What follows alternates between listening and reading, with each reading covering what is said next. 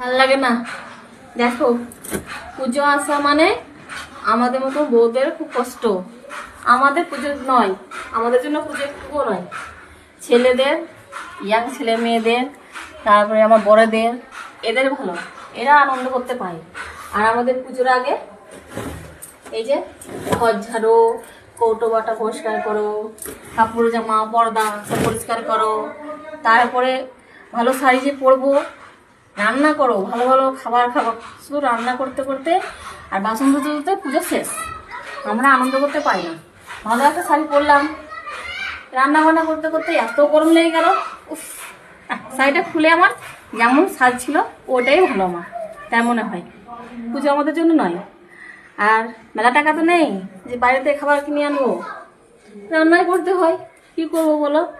এই যে এখন পুজোর আগে খাটুন, পুজোর পরে খাটুন, ওর খেতে যায়। আর ওরা বেড়াতে যাবে 4 দিন ধরে, খুব মজা হবে ওদের।